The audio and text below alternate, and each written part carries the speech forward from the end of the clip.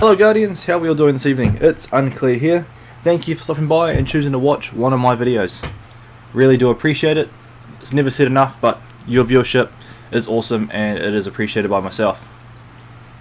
Alright, before I get into it, I just want to throw an apology out to you guys. I have a fan running in the background and I noticed after recording you could hear it, so I thought I'd throw this apology in right at the start. So bear with me if you can. If not, it's okay, I understand it is a bit distracting. Alright, getting into the core of this video, the Destiny 2 update, the one after Curse of Osiris. Alright, so there's a few changes that have gone live. The Leviathan Prestige difficulty has been dropped back down to 300 power, making it accessible to all players, regardless of the Curse of Osiris DLC. So we wanted that to be a thing. We wanted to have the difficulty change with us as we progress through Destiny, so we could keep doing older content to level up, but realised after it came out that people who couldn't get it yet or didn't buy it or just bought the game without the expansion pass couldn't do it, and that made it stink for them. So I think it is a good thing to have it back down there so everyone can partake in it and see how awesome it really was. Prestige difficulty events will no longer grant guaranteed 330 power items, which is good because that was a bit strange, but it will now grant power gear, or the power engram, which is pretty sweet. And also the normal Callus encounter has been adjusted down. Trials of the Nine is now open to everyone again after last week, where it was only available to people who purchased the Curse of Osiris DLC. So it's gone back to that, which is pretty good. It should be the way it is, because locking people out from a PvP thing that had no impact on the DLC or not was kind of silly.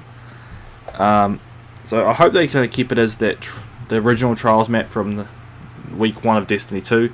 They should just keep the map all the time, just change the game type. It was actually a really solid map, really even. There was no broken side, so I reckon they should keep it that way.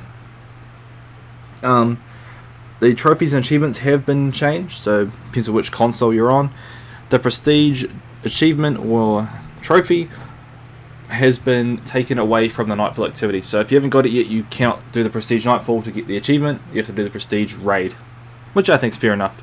Prestige Nightfalls were fairly easy, three-man, required way less time and weren't as rewarding in terms of the raid, in terms of self-rewarding. You're like, yeah, I did the Nightfall, or oh yeah, I did the raid. Alright. And this may now be completed regardless of having the Curse of Osiris DLC. So it looks like they've gone back on a lot of things they changed last few weeks. There's been a few general changes. They've fixed the difficulty getting past 29 to 300 for people who don't own Curse of Osiris DLC. But I mean, before the Curse of Osiris DLC, that was always a hard barrier to break. You had to get powerful engrams or exotics to drop. So I don't know why they sort of changed that. I mean, we had to struggle through it before the Curse of Osiris. You should kind of have to struggle after it, just to make it sort of fair. They've also fixed an issue where the word Nightfall was not prepended to new Curse of Osiris strikes in the Nightfall director node. Alright. They've adjusted the functionality of chest reward throttles. Players now receive reduced amounts of loot when opening a large number of chests in quick succession, rather than nothing at all. Now, I tested this myself. I actually went through Mercury and just opened chest after chest after chest after chest, and you do notice a bit of a drop. I also noticed with cage treasure stashes, my first chest legendary drop, second chest a blue, third chest a blue. So, and the blues are pretty average stuff. You didn't really want to kind of just throw them in the bin. They fixed an issue for PC players. They fixed the cannons on Mercury were not functioning properly if you ran the game at 65 or 60 frames, sorry, not 65 frames. And they fixed an issue for PlayStation 4 and PlayStation 4 Pro players. They've fixed the HDR settings, so good news for you guys, good news. In the collections category, they fixed an issue where players with over 84 emblems were unable to see all emblems they've owned within the collection screen. So I'm guessing they've just expanded the collections bay for emblems. The user interface has been upgraded as well, or changed. On player inspection, you cannot see their currency. Vendor waypoints are only highlighted when players have enough tokens to earn a reward. So if you have a full blank bar, you've got one token, Shakes will no longer be like, hey bro, come spend that coin. It's going to be like, sorry, not enough. I'm not even going to wave at you. Get wrecked. So when you get 20 coins, you can be Shakes will be like, hey, come over here, spend some coins. They've also fixed an issue where some players could not interact with items when they had a full inventory, which I never experienced. I don't know what that's in regards to. There's been fixes to faction rallies. Unfortunately, players can no longer loot the same chest multiple times in quick succession for faction rally tokens. So, no EDZ farming. You have to do it the other way. Yay. Farming was fun and it kept us in the game. Now we gotta do it the long, boring way. But we can do public events and shoot more things. They also fixed the issue where faction rally tokens were not being removed at the end of the conclusion of the event. So, faction rally week. Then you had a week to spend all your tokens, make sure you got all your rewards you possibly could, and buy the winning item. Now, some people weren't getting their tokens removed, now they will. They also fixed the issue where faction tokens were being removed from players' inventories when the players created a new character. I apologise on behalf of Bungie for this one. No, I don't. I'm not part of Bungie. I apologise to people that had experience of that. That really sucks. If you're farming, like, yeah, my new hunter, he's going to have some sick gears from the future war cult. And you make him, get himself 20 and go, oh shit, my tokens are gone. Oh man, that's trash. That would be trash. And they also fixed the issue where some players would not receive a faction rally winner discount. So, I could just imagine that. You're like, yes, new monarchy, I won. Oh, the weapon's still 50k. But I won, I'm in there. It's like, nah, Bolt, you can spend 50k on it instead. There's been a change to Engrams. Legendary and exotic Engram drop rates have been adjusted down for public events and up for strikes and Crucible playlist activities. So, public events are not going to be the way to get exotics anymore. Just going to farm those strikes, get those strikes up there. Or Crucible if you don't want to farm like a billion strikes, because as awesome as they are, and they are the best they have ever been, like hands down, the strikes are just amazing. After you've done like an hour of strikes, that's a lot of strikes. That's enough strikes, especially if you've got an efficient team. You just want to stop the strikes, go to Crucible, even go to public event, strike, and just mix it up. Why not?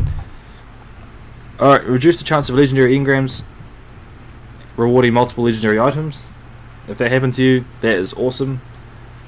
If you've got a legendary engram drop 2 items, or you just got 2 legendaries at one go, that's awesome. That was kind of cool, but it's been changed because, like me, my RNG is trash and it kind of sucks. Churr now sells 3 coins, which is a consumable that was from Destiny 1. I don't think it was really needed in Destiny 2. Exotics are fairly easy to come by for most of us.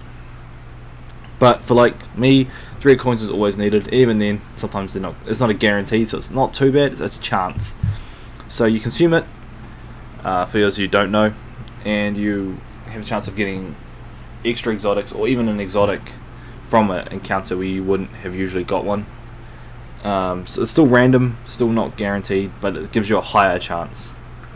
And Churr will now sell the Fated Engram, so that's cool. So if you've got that one pesky little item you cannot seem to get, the Fated Engram will give you that chance of getting a really high chance. It's supposed to give you an exotic you don't already have. Exotics have been fixed.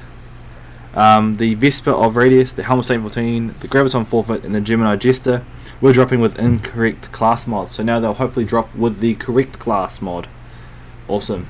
Don't even know how that was a thing. They've fixed the Prometheus Lens Exotic Trace Rifle because it was outputting way too much damage too quickly. I think we can all agree that gun was severely broken. It definitely needed the nerf. It was bad. So bad. But also so much fun. Trials laser tag was pretty cool, as infuriating as it was to play. It was still different and pretty fun. They also fixed an issue with it where exotic weapons from Curse of Osiris were mislabeled with exotic engrams. Well, within exotic engrams, sorry. So that's been fixed now. Gift consumables are now a thing. They went live as well, which I think is pretty amazing.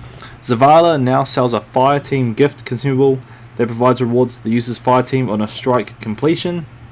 Shax now sells a Fire Team gift consumable that provides rewards to all players at the end of a Crucible activity. And it says all players. Now, is that all players on both sides or just your side? That'd be cool to find out. I haven't got one of these yet. I haven't tried it, but let me know if you guys have done. In the comments below, write down if you've done it and tried it, and see if everyone gets one. But you'd have to have a friend on the other side or message the other side, see if they got one, or just look at the feed, see if everyone just gets a reward. And Tess Everest sells a fireteam consumable that provides rewards to all players on strike or crucible activity completion. So she sells both of them for Bright Dust.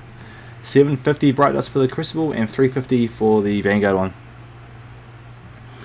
Faction vendors have now been upgraded to offer legendary gear for direct purchase with legendary shards and faction tokens. So you can actually buy gear rather than just go, oh man, I want to try and get, I want the boots, level up, level up, level up, helmet again. So now we can just buy it.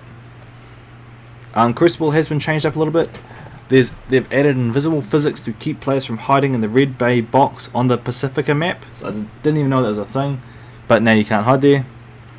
And they've adjusted the power ammo locations on the Eternity map, I'm guessing in respect of trials. So yeah, quite a few changes, a lot of stuff's come through. So that's part of the hot fix update. Feel free to read yourself, guys. If not, thank you for watching this. But yeah, as I said at the start of the video, I do appreciate the views. I appreciate you coming to my channel and watching my videos. In appreciation of that, I am still giving away a copy of Assassin's Creed Origins.